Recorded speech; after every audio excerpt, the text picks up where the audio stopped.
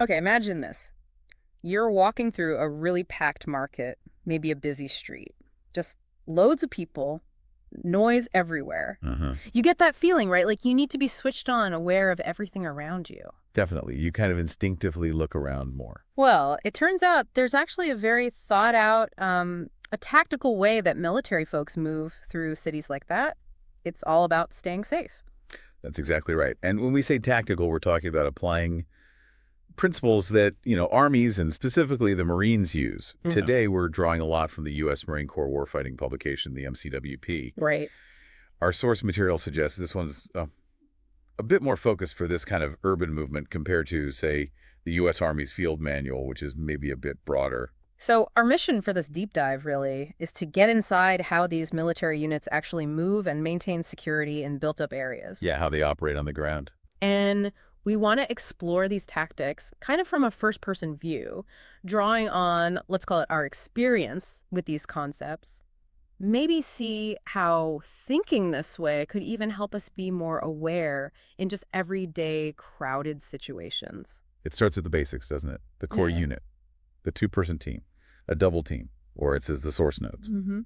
And in really high-risk zones, these teams, they move hugging the buildings, sticking close for cover, and mutual support. It's like you always have someone right there. Oh, yeah. I remember practicing that. We always moved in pairs, almost brushing the walls sometimes. Right. And each of us, we had a specific area to watch our sector. We made sure our fields of view overlapped, So you get that all-around awareness. Exactly. Like someone's always got your back or your side, constant scanning. Yeah. It ensures you can sort of see 360 degrees between you. And the source points out a difference here. The Marine Corps fire team, typically 4 members, is often structured into 3 smaller groups or elements. Whereas the Army often uses 2 fire groups within their team. Right. And that difference, it actually affects how a single fire team might move down a street. A Marine team, acting alone, could potentially form one line of humans' awareness or security along one side of the street. Okay, yeah. That single line of watchfulness, very important if it was just our small team. So moving on, when we were on the move, everyone had a specific role. Let's talk about the point man first. That was always a high-pressure job. Absolutely. The point man is focused right out front, and the source talks about cutting corners at windows and doorways. What exactly does that involve from your experience? Sure. Cutting corners is, well, it's like this. When the point person reaches an opening, like a doorway or a window, they bring their weapon up. Okay. And they slowly, carefully angle their view into that space, maybe a hallway or a room, without fully exposing themselves. It's a quick peek to check for immediate threats before you just, barge in. We did it constantly. Makes sense. Yeah. A necessary precaution. And while the point man's doing that delicate work, what's the second person up to? The second guy, yeah, that was often my role.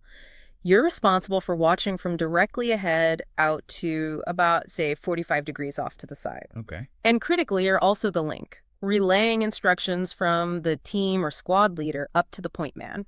And when the point man is cutting that corner, you have to take over watching straight ahead, cover that immediate front danger zone. Got it. So point covers the corner peak, number 2 covers straight ahead. Then you've got the third and maybe fourth members. Their focus is the flanks. Exactly. Usually one person scans the upper levels windows, rooftops, while the other focuses on ground level doors and windows on that side. Constant scanning. Always scanning. Right. And it's coordinated. Like you said, point man cuts the corner, second man covers front, third man shifts to cover that 45-degree flank angle, and so on down the line. Right.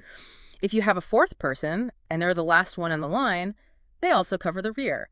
If there are more people, maybe the fourth and fifth coordinate watching the back, the rear. It's like layers of eyes. It's really about how those individual jobs create that complete bubble of security around the team. The source really emphasizes the mutual support between the teams or pairs.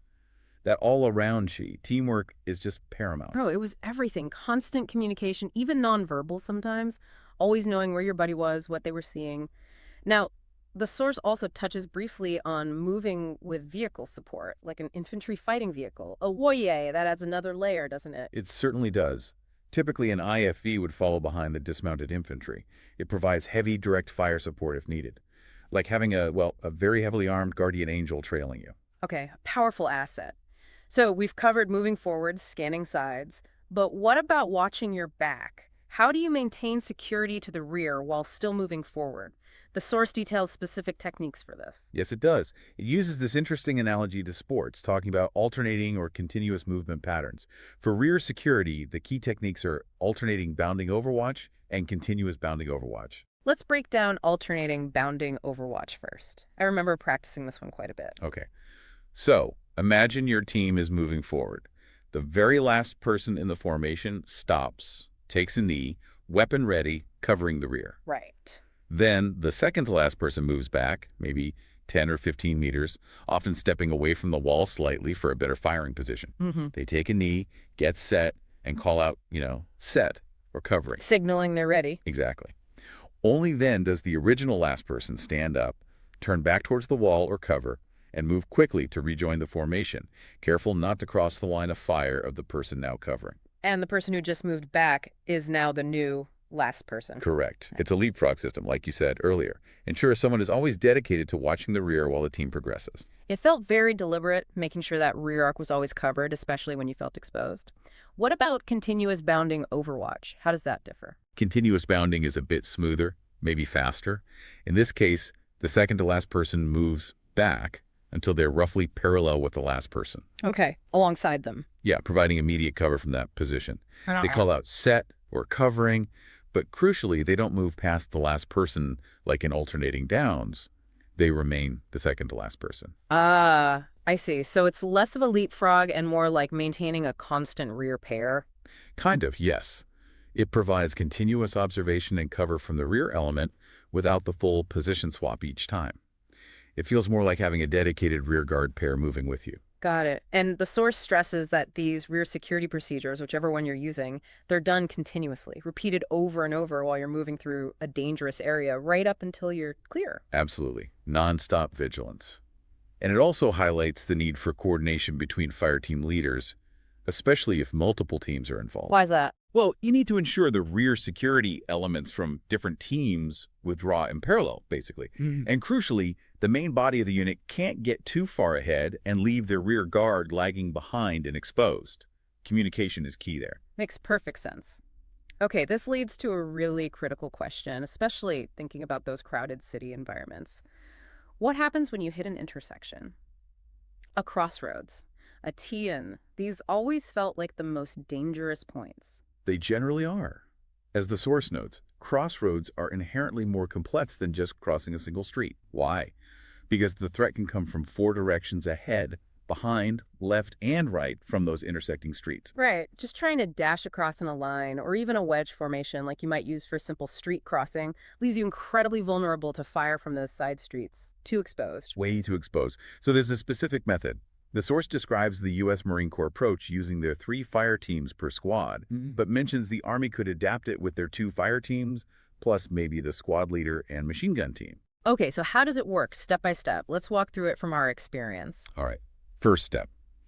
The point man identifies the intersection ahead, maybe signals back, or tells the second man, who informs the fire team leader. Recognition first. Then, the lead fire team doesn't just barge in. They move quickly to establish security positions at the near corners of the intersection. Right, I remember this. Spreading out, getting behind whatever cover was available at those corners, maybe a doorway, edge of a building, weapons up, scanning down the intersecting street and across to the far side, making it safe. Precisely. They're covering the immediate threat areas forward, far corners, and down the cross street. While they do this, the middle fire team is providing flank security for the whole formation and also covering the rear.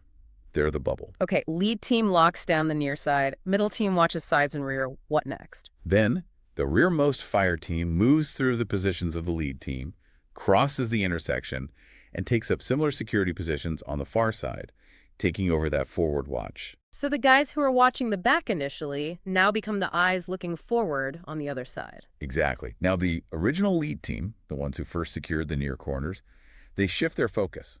They cover the flanks as they cross the intersection themselves, and then they might cover the rear as they consolidate on the far side. So they rotate back. They rotate back. And the middle team, the ones who were initially providing flank and rear security, they cross the intersection quickly while covered and move up to become the new lead team on the far side, pushing forward past the team that just crossed.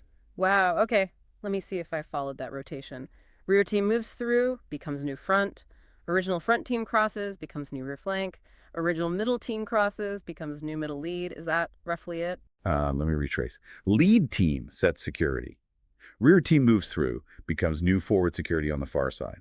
Original lead team crosses, shifts to flank rear. Original middle team, which was covering flank rear, crosses quickly and moves past the old rear team to become the new lead team moving forward from the intersection. The original lead team might then become the new middle team.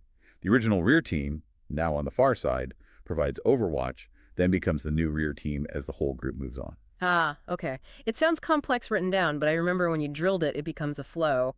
The key point the source makes, I assume, is about exposure. Exactly. With this method, you only expose small elements of the unit to flank fire from the intersecting streets for very brief periods. It's vastly safer than sending the whole unit across in one go. Much less risk. And thinking about it, it also naturally rotates the lead team, right? The point position is demanding, so this shares the burden. A very practical side effect, yes. It prevents the same team from being constantly in the most exposed position, reducing fatigue and maintaining alertness.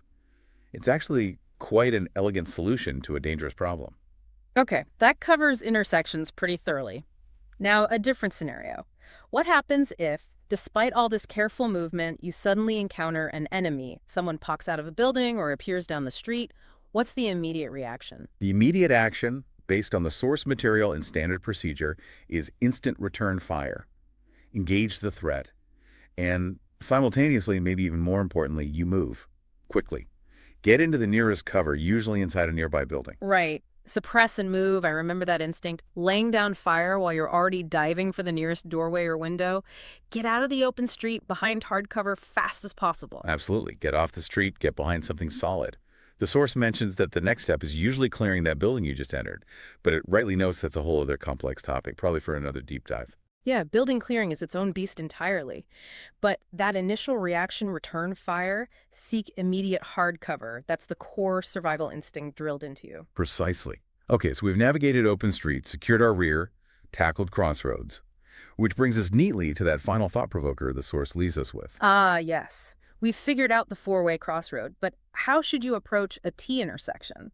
It's a great question to ponder. A T-junction presents a different set of angles, different danger areas compared to a full crossroad. You've got that one blocked off direction, but still open threats from the sides and front. How would you adapt the crossing technique? Something to think about. Definitely something to mull over. So, wrapping up this deep dive, we've really explored these tactical methods for urban movement. The big themes seem to be mutual support, constant awareness, that both individual and team-based. And having structured practice techniques for handling different challenges, like open ground versus intersections. Right. And even though we're talking military tactics, just understanding these principles, the need for 360 awareness, teamwork, planned movement, it can offer a valuable framework for thinking about situational awareness in our own, hopefully less dangerous daily lives, like that crowded market we started with. Well said. It enhances your observation skills, if nothing else. Okay, so as we usually do, let's pose a couple of questions for you, our listener, based on today's discussion. First one, what do you think is the single most important element for a small team moving tactically in an urban environment? The single most important. That's tough. For me, drawing on experience and what we've discussed, I'd have to say it's probably communication and cohesion. Teamwork, really. You can know all the formations and techniques, but if the team isn't talking, isn't working together smoothly, things fall apart fast under pressure. That's a really solid point. Yeah, I think I'd echo that. From my perspective, maybe frame it slightly differently. It's that absolute trust in your teammates. Knowing the person next to you, behind you, is doing their job, covering their sector, means you can focus completely on yours. That mutual reliance is critical when things get intense. Well put. Okay, second question for you. Imagine you are the point person, the very front of a two-person team moving down a street. What would be a primary focus, and how would you communicate potential threats back to your partner? Okay, if I'm point in a two-man team. My primary focus would be scanning everything ahead and slightly to the sides. Doorways, windows, alleys, rooftops, anything that looks out of place, any movement. Laser focus forward.